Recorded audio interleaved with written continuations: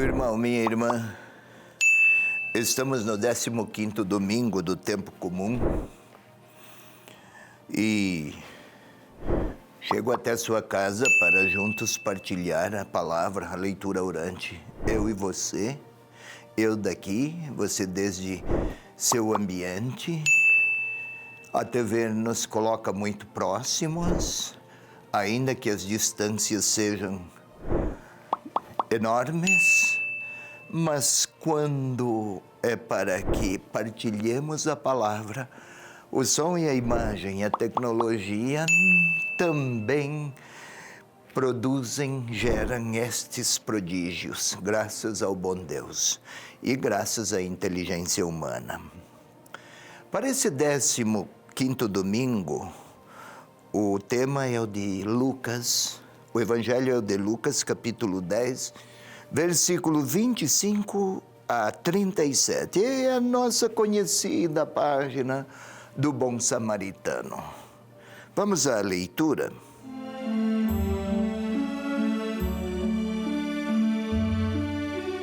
E eis que um legista se levantou e disse para experimentá-lo: Mestre, que farei para herdar a vida eterna?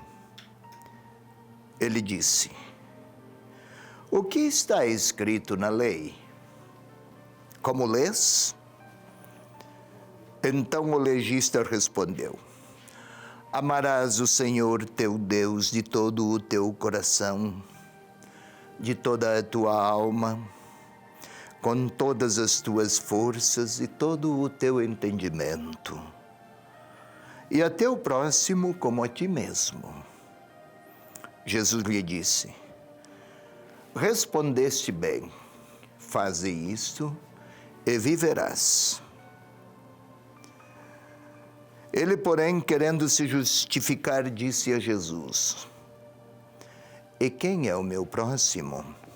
Jesus retomou: Um homem descia de Jerusalém a Jericó e caiu no meio de assaltantes que, após havê-lo despojado e espancado, foram-se, deixando-o semi-morto.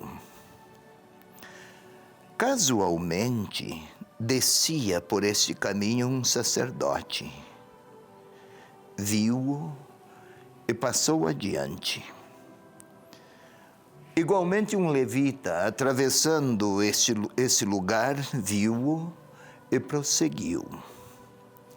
Certo samaritano, em viagem, porém, chegou junto dele, viu-o e moveu-se de compaixão. Aproximou-se, cuidou das suas chagas, derramando óleo e vinho.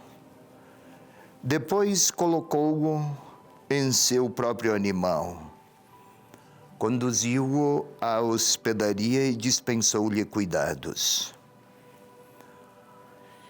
No dia seguinte, tirou 2 denários e deu-os ao hospedeiro, dizendo: Cuida dele, e o que gastares a mais, em meu regresso te pagarei. Qual dos 3, em tua opinião, foi o próximo do homem que caiu nas mãos dos assaltantes? Ele respondeu: Aquele que usou de misericórdia para com ele. Jesus então lhe disse: Vai e também tu faze o mesmo.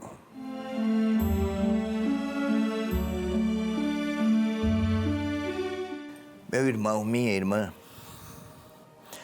como no Evangelho do domingo passado era exclusividade de Lucas, também hoje, também este Evangelho, nós o temos unicamente em Lucas.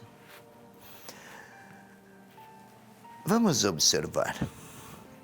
Venha comigo. Aqui, um legista se levantou para experimentá-lo. O legista quem era? A tradução legista não é a mais feliz. Legista para nós é alguém que conhece as leis, o que estabelece regramentos.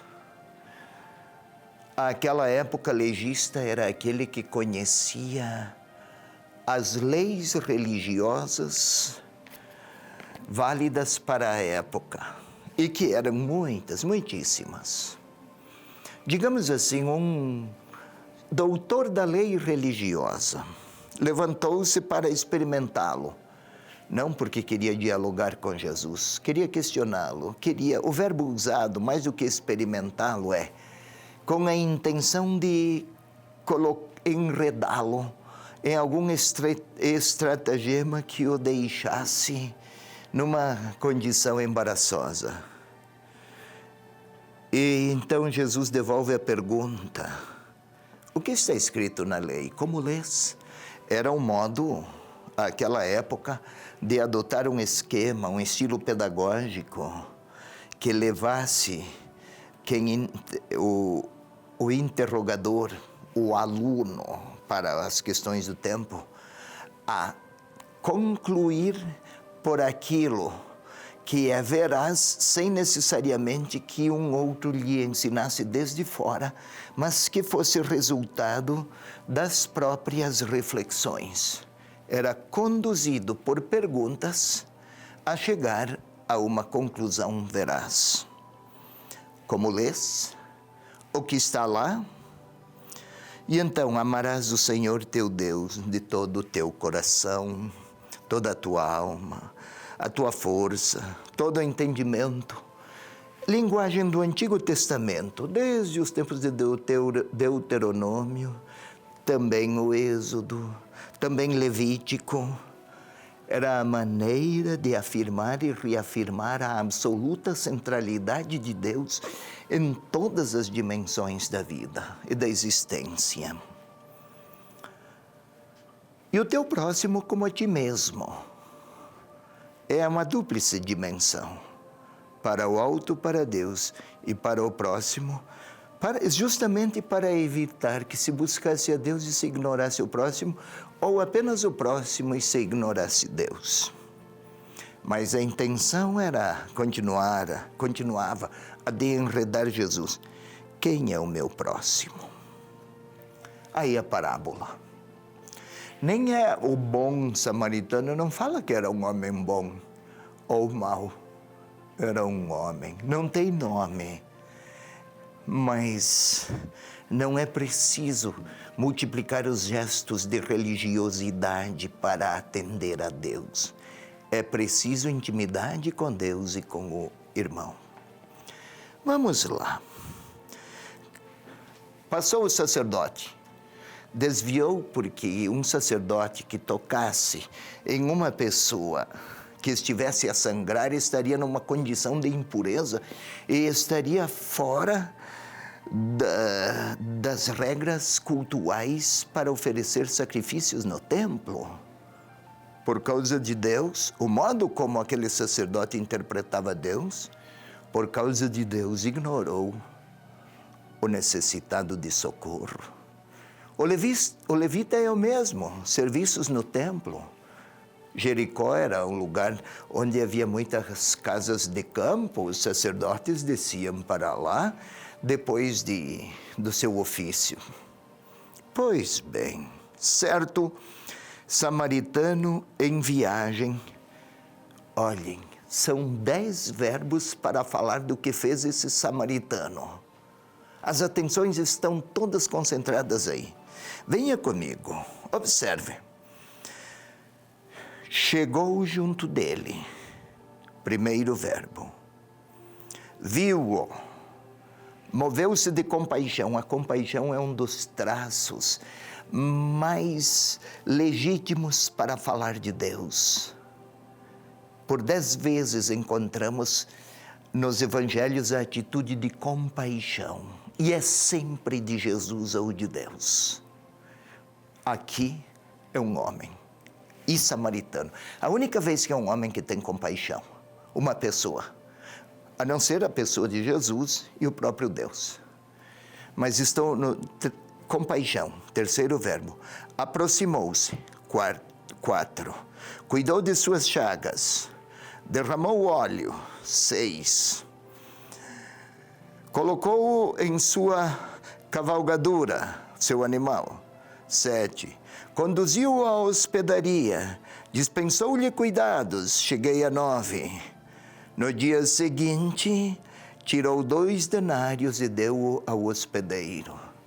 Uma sequência de atitudes de quem está falando do primeiro mandamento, de comportamentos e de reações de quem sente compaixão.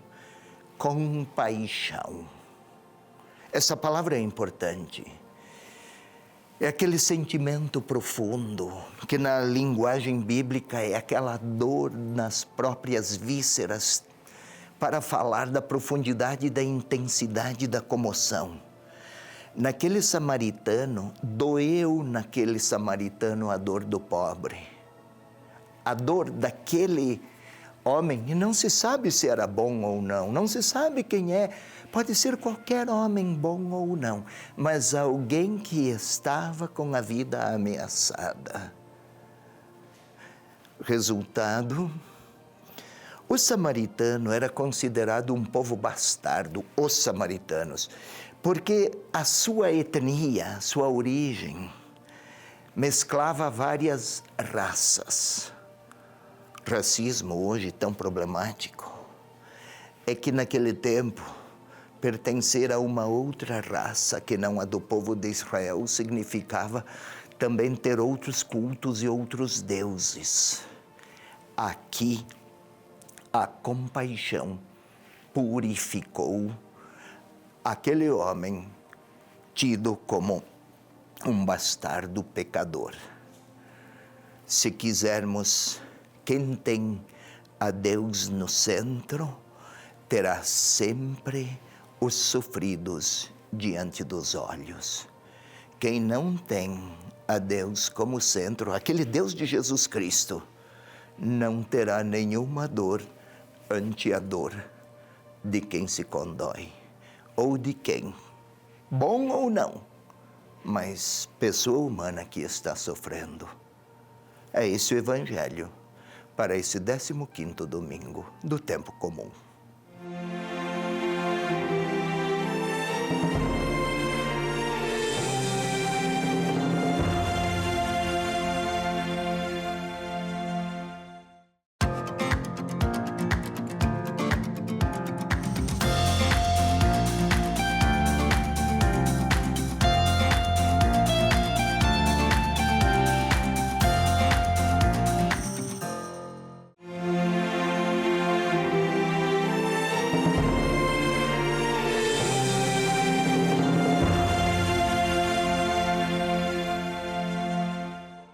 Passemos agora, meu irmão, minha irmã, para a segunda parte da nossa leitura orante.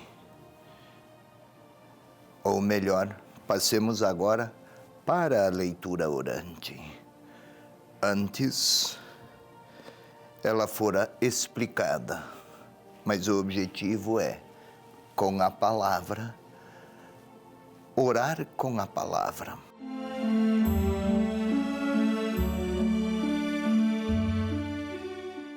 Ponhamo-nos, como sempre, numa condição física que favoreça o encontro, ou o recolhimento, ou o silêncio, porque falar ao Senhor, ou melhor, a leitura orante, ouvir a voz do Senhor, é preciso atenção aguçada, afetos serenados, e inteligência concentrada. Feche, pois, seus olhos. Fechemos, também eu aqui, você aí. Vamos respirar profundamente uma primeira vez. Parece algo que se repete sempre. Mas o nosso corpo é como o alimento, como para a alimentação. Tem que se repetir sempre, senão não vive, nem sobrevive. Aqui também.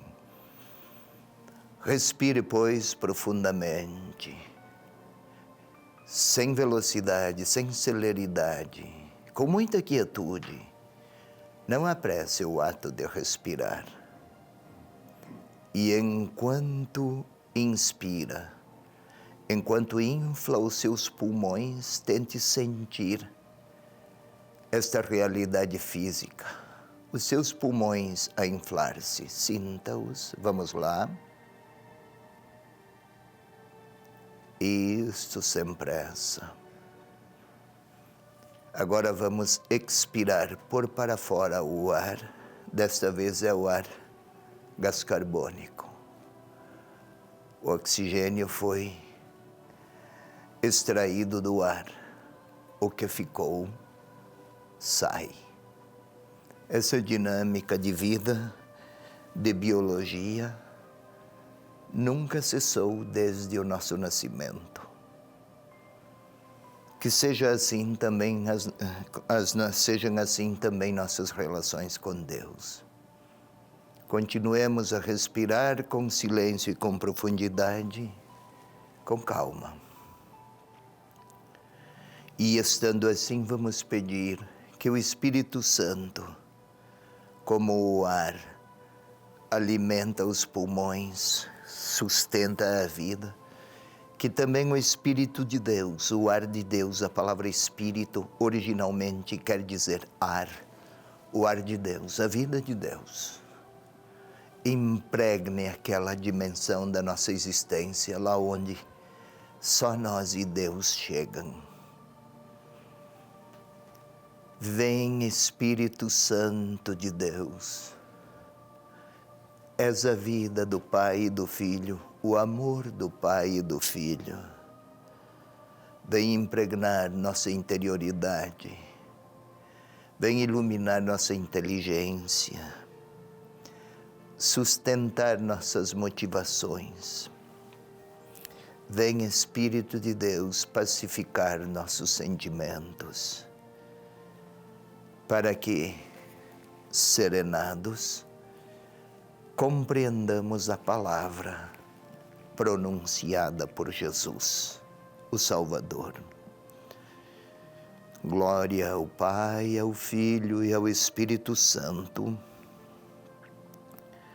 como era no princípio, agora e sempre. Amém. Agora vamos imaginar aquelas cenas todas. É como se relêssemos os evangelhos, ou relêssemos o evangelho, porém partindo das imagens, não da leitura cursiva do texto.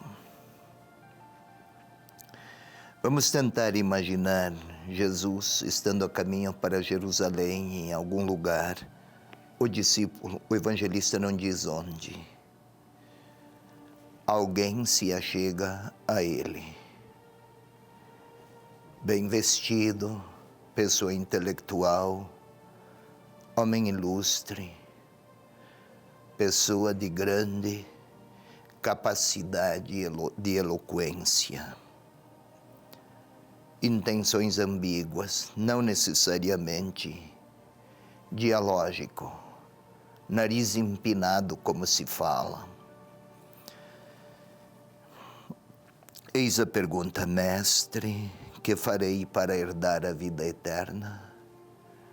Como se fosse ele que por méritos herdaria a vida eterna. Podemos imaginar o Senhor a responder, ou melhor, como lês a pergunta: o que está escrito lá? Tu conheces?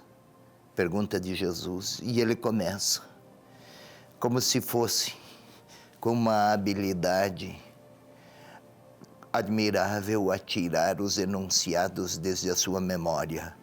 Amarás o Senhor teu Deus de todo o coração, toda a tua alma. Resposta corretíssima. Resposta de Jesus: faze isso, viverás. Podemos até ver o Senhor a dizer, ouvi-lo a dizer: faze isso e viverás. Quem é o meu próximo? Parece querer criar insídias, com sua genialidade ou inteligência, parece criar embaraço. E agora vamos, em vez de imaginar Jesus a falar, vamos imaginar as cenas da parábola. Um homem que desce de Jerusalém a Jericó, 25 quilômetros. Uma descida enorme. Jerusalém, 700 metros acima do nível do mar. Jericó, 350 abaixo, 1.000 metros, em 25 quilômetros. É só descida. Podemos observar, não é difícil hoje observar atos violentos e assaltos. Não havia arma de fogo, mas havia violência. Levaram tudo. Lá está um homem desmaiado.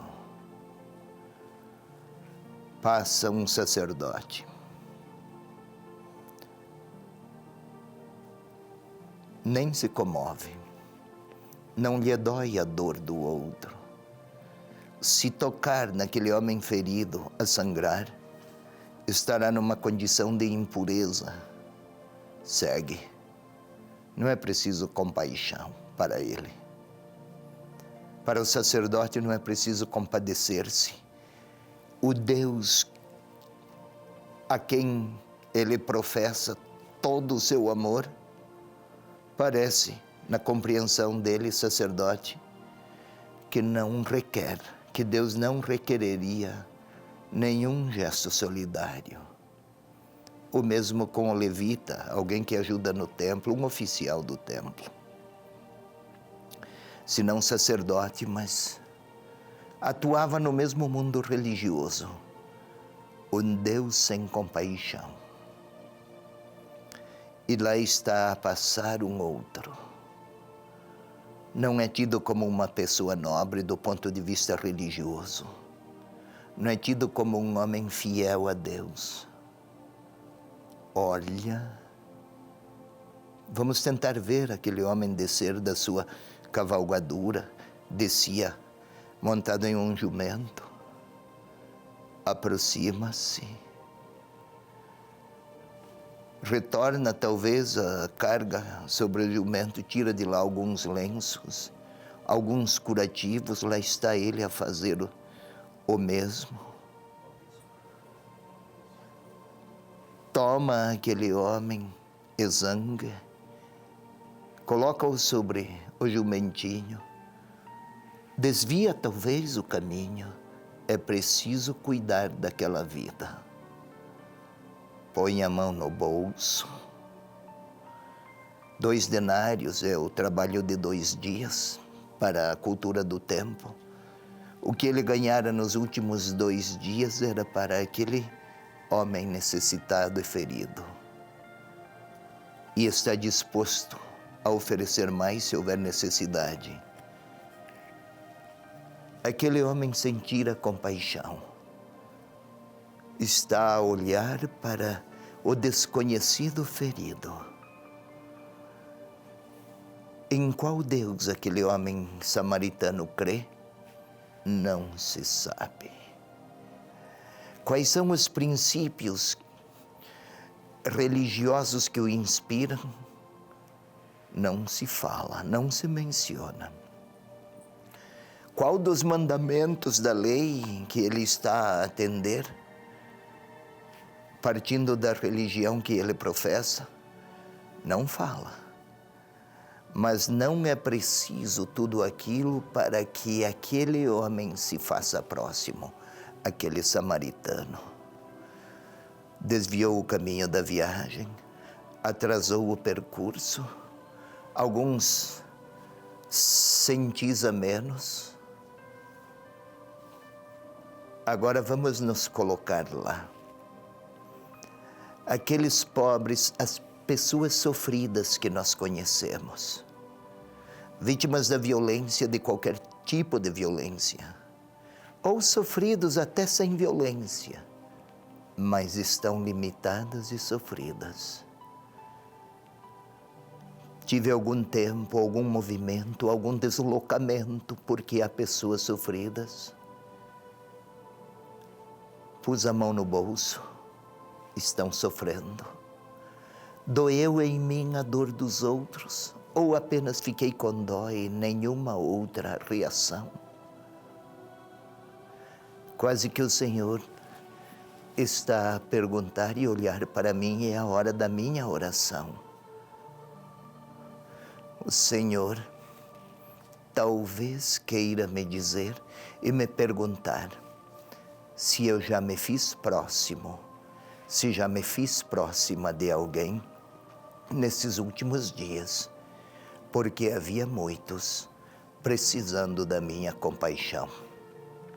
Que resposta tenho para ele? É hora da minha palavra orante.